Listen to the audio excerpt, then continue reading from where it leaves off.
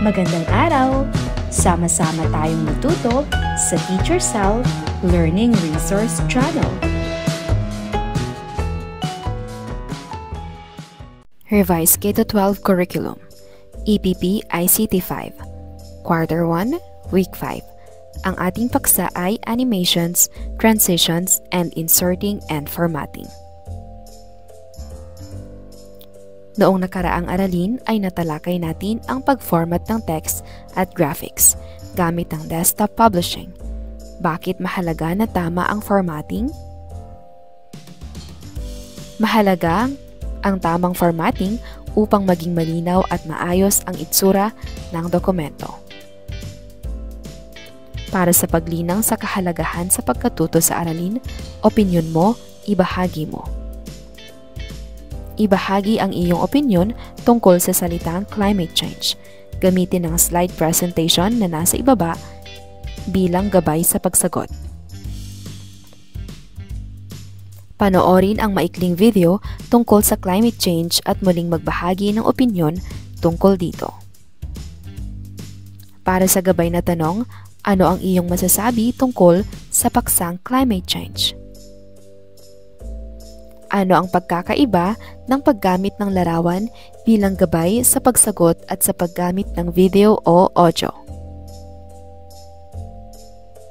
Ano sa palagay mo ang benepisyo ng paggamit ng video at audio sa mga slide presentation? Tuklasin natin ang mga bagong salita.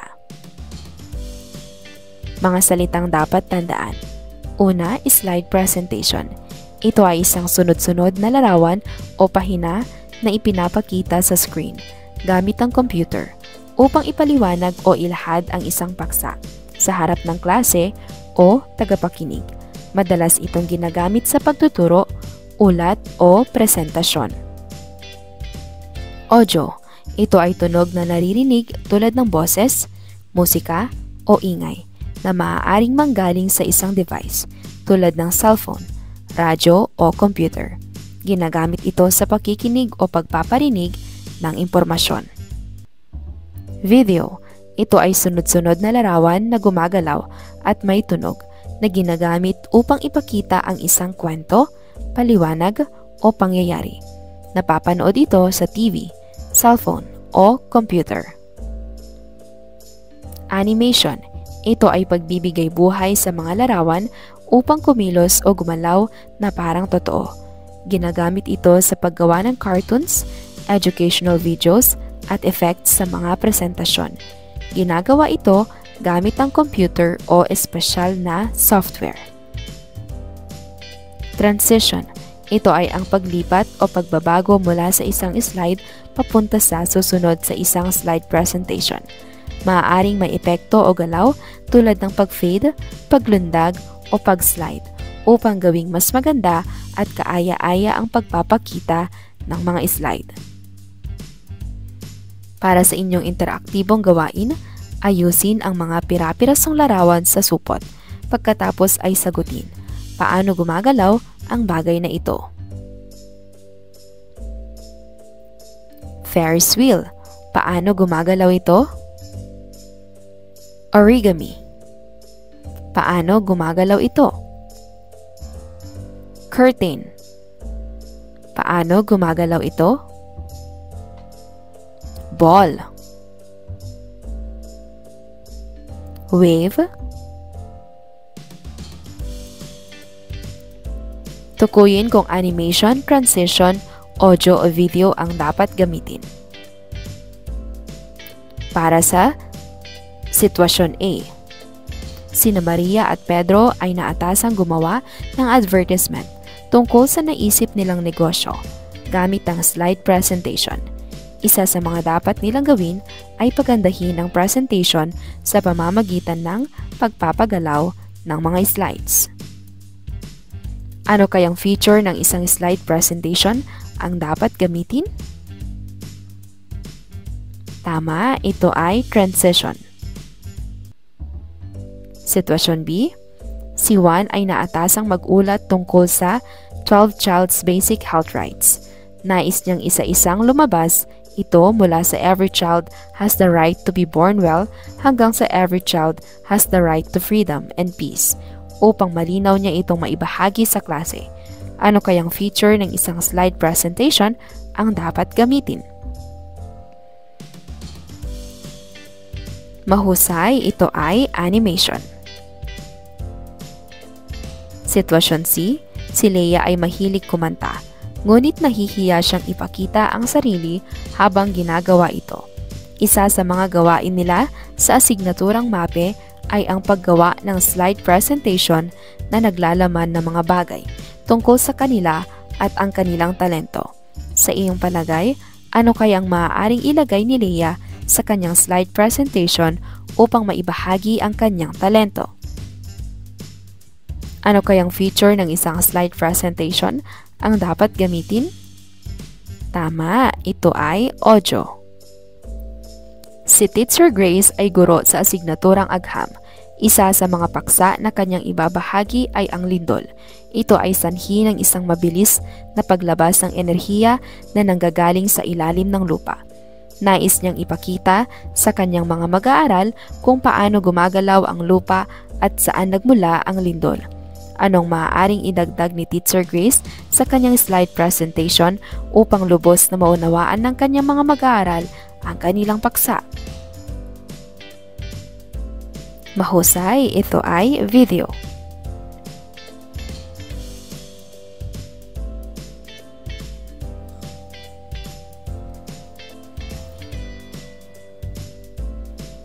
Material analysis. Panoorin ng PowerPoint. Itapat ang tamang letra ng definisyon A to D sa hanay A sa bawat material. 1 to 5 sa hanay B. Isulat ang letra ng sagot sa inyong papel. Hanay A, isang slide presentation na naglalaman ng kanta na Pinamagatang Anak na inawit ni Freddie Aguilar. A, isang programang pelikula o iba pang uri ng media na naglalaman ng sunod-sunod na mga larawan na tila ito'y kumikilos, maaaring ito ay may tunog o wala. B, ito ay tumutukoy sa tunog o ingay na ating naririnig. Ito ay nasusukat gamit ang hertz. Ito rin ay kalimitang napakikinggan gamit ang speakers at headphones. C, ito ay naglalaman ng mga visual effect kapag nililipat mo ang isang slide patungo sa kasunod nito. D, gamit ito ay maaari mong pagalawin ang mga salita, larawan, hugis, chart at iba pang nilalaman ng iyong slide presentation. Para sa ikalawang material, isang slide presentation na naglalaman ng video tungkol sa pagmamahal ng isang ina.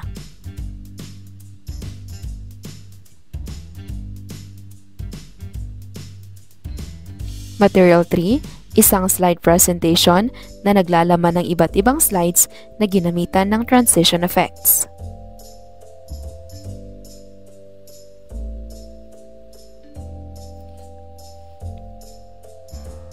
Material 4, isang slide presentation na naglalaman ng iba't ibang salita, larawan, hugis, chart at iba pa na ginagamitan ng animation effects.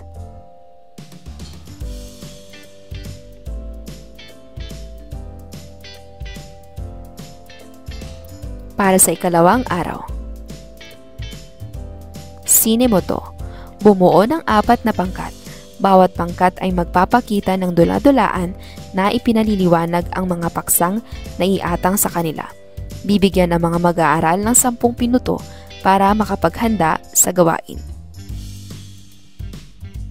Pangkat 1, transition. Ikalawang pangkat, animation. Ikatlong pangkat, audio. Ika-4 na pangkat, video. Narito ang rubric sa pagtataya ng dula-dulaan. Kaugnay na paksa bilang 2, paggawa ng slide presentation na may animation, transition, audio at video. Tukuyin kung ang mga sumusunod na salita ay halimbawa ng transition, animation, audio o video. Isulat ang iyong sagot sapat lang. Pelikula tungkol sa talambuhay ni Rizal. Peel Off. Record ng awiting Lupang Hinirang. fracture, float in. Maikling pelikula tungkol sa pagmamahal sa bayan. Vortex, swivels, wheel, record ng awiting Ang Bayan Ko. Narito ang mga tamang sagot.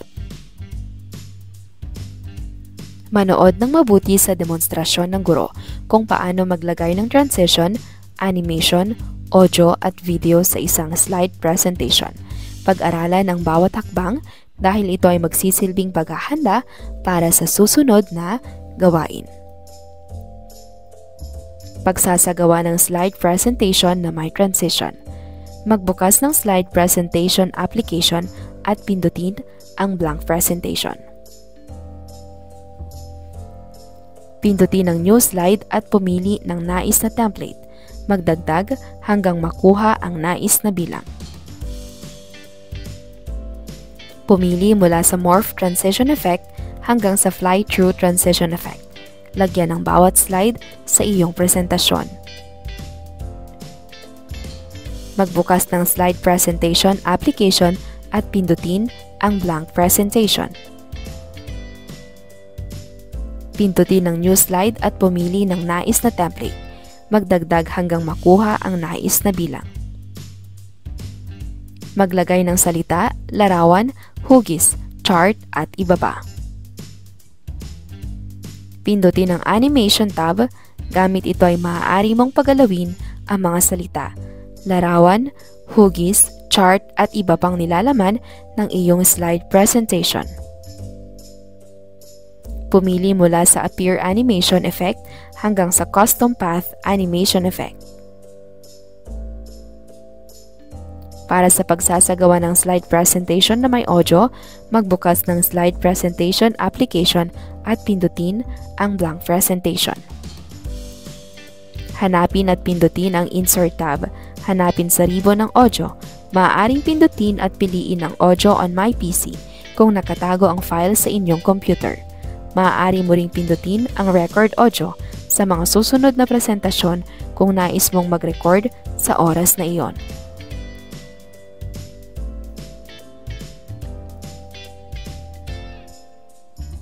Pagkatapos, pindutin ang audio on My PC.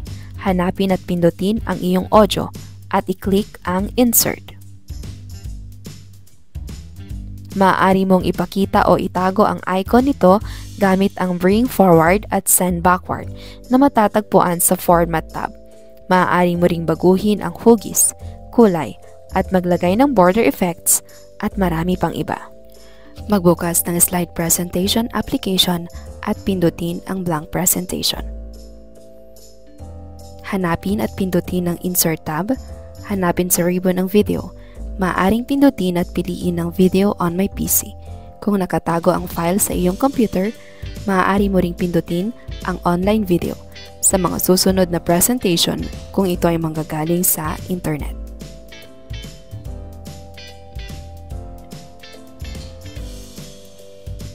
Pagkatapos pindutin ang Video on My PC, hanapin at pindutin ang iyong video at i-click ang Insert. Maaari mong palakihin o paliitin ang laki nito gamit ang Format tab. Maaari mo ring baguhin ang hugis, kulay, at maglagay ng border effects at marami pang iba.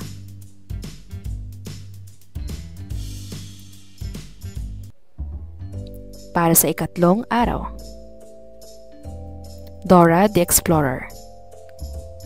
Ipagpalagay na ikaw ay kasama ng batang manlalakbay na si Dora. Kailangan ninyong pumunta sa play park upang mabisita ang kaibigan niyang si Diego. Ngunit bago niyo ito magawa, kailangan niyong matapos ang mga gawain na iaatang ng inyong guro. Tapusin ang bawat aktibidad upang malampasan ang mga dancing trees at mga buhaya. Sundin ang mga panuto sa ibaba.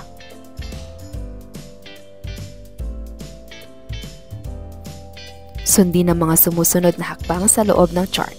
Lagyan ng check ang katapat na bahagi matapos ito gawin. Slide presentation tungkol sa aking sarili. Buksan ang computer at ang slide presentation. Pindutin ang blank presentation. Gamit ang title slide, ilagay ang iyong buong pangalan, baitang at section. Maaaring baguhin ang font style at font size. Pindutin ang new slide at title and content. Ilagay sa title ang salitang pagpapakilala. Sa ilalim naman ay bumuo ng 4 hanggang 5 pangungusap tungkol sa iyo.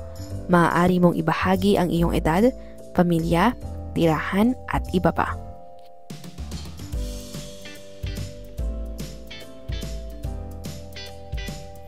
Pindutin muli ang new slide at comparison. Dito naman ay ilagay ang iyong mga ayaw at hilig. Maaaring ito ay tungkol sa pagkain, kulay, ugali, laro o sports. Huwag kalimutan na i-save ang iyong slide presentation.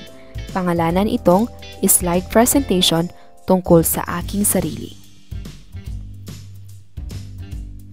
Gamit ang anumang aparatong mayroon, mag-record ng video ng pagpapasalamat sa mga taong nagbasa at nakinig ng iyong ginawang slide presentation. I-save ang iyong slide presentation, audio at video sa iisang folder. Ipakita sa guro ang natapos na gawain. Matapos ipasuri gamit ang anumang uri ng Crayola, gumihit ng linya mula sa starting point hanggang makalampas sa dancing trees. Slide presentation na may animation, transition, audio at video. Buksan ang natapos na slide presentation tungkol sa aking sarili. Pumunta sa pinakahuling slide, pindutin ang new slide at title only. Isulat ang mga salitang panayam sa aking mga kaklase. Pagkatapos ay hanapin at pindutin ang insert tab. Hanapin sa ribbon ang audio. Pindutin ito at piliin ang audio on my PC. Maaari mo ring pindutin ang record audio sa mga susunod na presentation kung nais mong mag-record ka sa oras na iyon. Pagkatapos pindutin ang audio on my PC, hanapin at pindutin ang iyong audio at i-click ang insert. Maaari mong ipakita o itago ang icon nito gamit ang bring forward at send backward na matatagpuan sa format tab.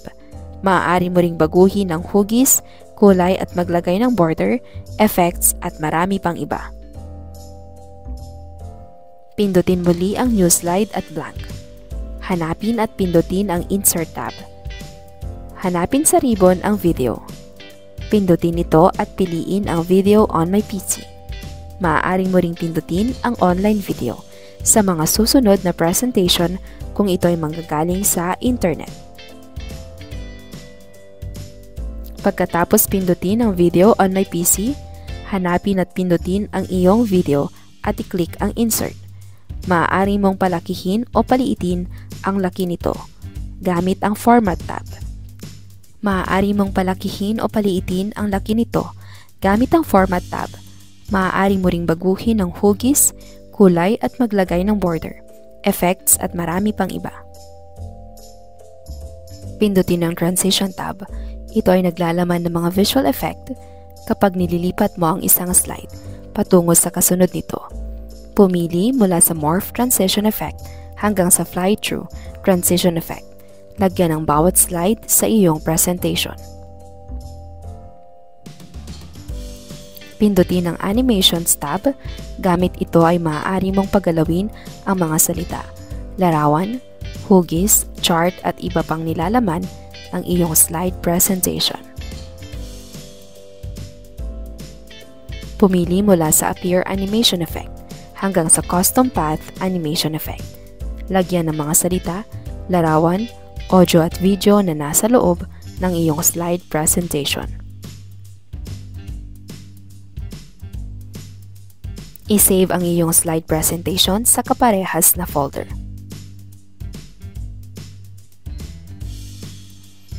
Ipakita sa guro ang natapos na gawain. Matapos ipasuri gamit ang anumang uri ng Crayola, gumuhit ng linya mula sa naputol na guhit lampas ng dancing trees hanggang makalampas sa play part. Binabati kita dahil matagumpay mong natapos ang mga gawain. Para sa ika-4 na araw. Paggawa ng slide presentation na may animation, transition, audio at video. Sundin ang mga sumusunod na hakbang sa loob ng chart. Lagyan ng check ang katapat na bahagi matapos itong gawin. Slide presentation na may animation, transition, audio at video. Buksan ang natapos na slide presentation tungkol sa aking sarili. Pumunta sa pinakahuling slide, pindutin ang new slide at title only. Isulat ang mga salitang panayam sa aking mga kaklase. Pagkatapos ay hanapin at pindutin ang insert tab. Hanapin sa ribbon ang audio. Pindutin ito at piliin ang audio on my PC. Maaari mo ring pindutin ang record audio sa mga susunod na presentation kung nais mong mag-record sa oras na iyon.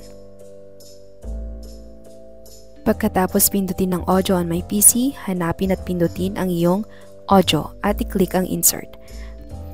Maaari mong ipakita o itago ang icon nito gamit ang bring forward at send backward na matatagpuan sa format. Maaari ring baguhin ng hugis, kulay at maglagay ng border, effects at marami pang iba.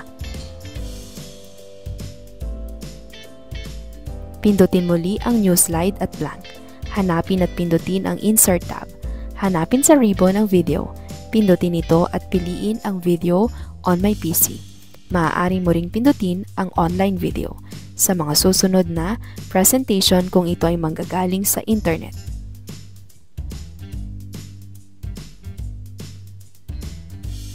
Pagkatapos pindutin ang video on my PC, hanapin at pindutin ang iyong video at i-click ang insert. Maaari mong palakihin o paliitin ang laki nito gamit ang format tab. Maaari mo ring baguhin ang hugis, kulay at maglagay ng border, effects at marami pang iba. Pindutin ang transition tab. Ito ay naglalaman ng mga visual effect. Kapag nililipat mo ang isang slide patungo sa kasunod nito, pumili mula sa morph transition effect hanggang sa fly through transition effect. Lagyan ng bawat slide sa iyong presentation. Pindutin ang Animations tab. Gamit ito ay maaari mong pagalawin ang mga salita, larawan, hugis, chart at iba pang nilalaman ng iyong slide presentation. Pumili mula sa Appear Animation Effect hanggang sa Custom Path Animation Effect. Lagyan ng mga salita, larawan, audio at video na nasa loob ng iyong slide presentation. I-save ang iyong slide presentation sa kaparehas na folder. Ipakita sa guro ang natapos na gawain.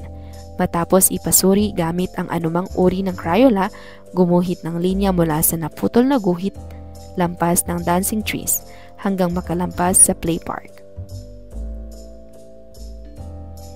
Binabati kita dahil matagumpay mong natapos ang mga gawain.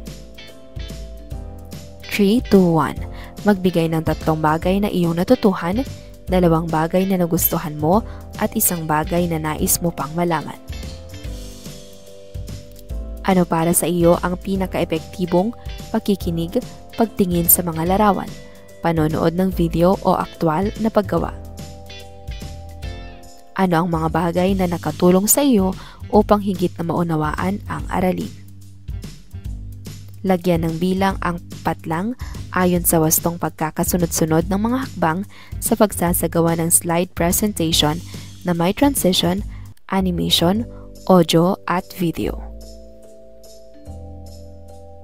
Isulat ang bilang 1 hanggang 4 sa patlang ayon sa pagkakasunod-sunod ng pagsasagawa ng slide presentation na may transition. A. Pumili mula sa Morph Transition Effect hanggang sa Fly-Through Transition Effect. Lagyan ang bawat slide sa iyong presentation. B. Pindutin ang New Slide at pumili ng nais na template. Magdagdag hanggang makuha ang nais na bilang. C. Magbukas ng slide presentation application at pindutin ang blank presentation. D. Pindutin ang transition tab. Ito ay naglalaman ng mga visual effect kapag nililipat mo ang isang slide patungo sa kasunod nito. Narito ang mga tamang sagot.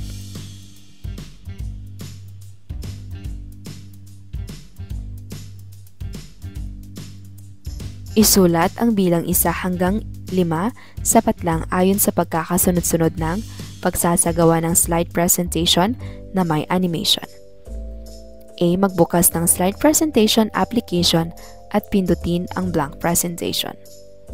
B. Pumili mula sa Appear Animation Effect hanggang sa Custom Path Animation Effect. C. Pindutin ang New Slide at pumili ng nais na template, magdagdag hanggang makuha ang nais na bilang. D. Pindutin ang Animations tab.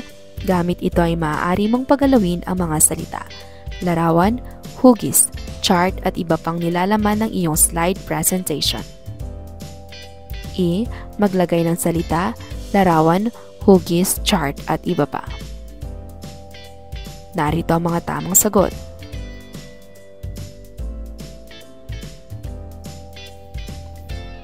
Isulat ang bilang 1 hanggang 4, sapat lang ayon sa pagkakasunod-sunod ng pagsasagawa ng slide presentation na may audio.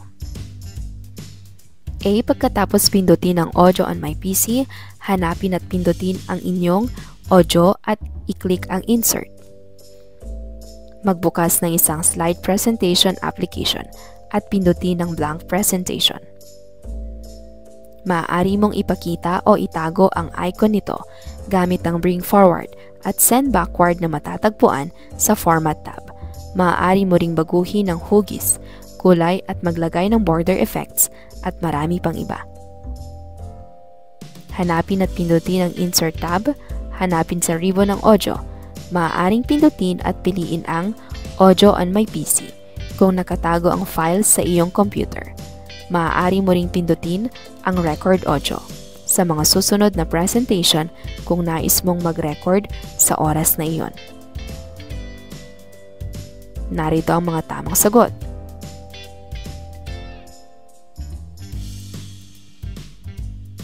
Isulat sa bilang 1 hanggang 4, sapat lang ayon sa pagkakasunod-sunod ng pagsasagawa ng slide presentation na may video.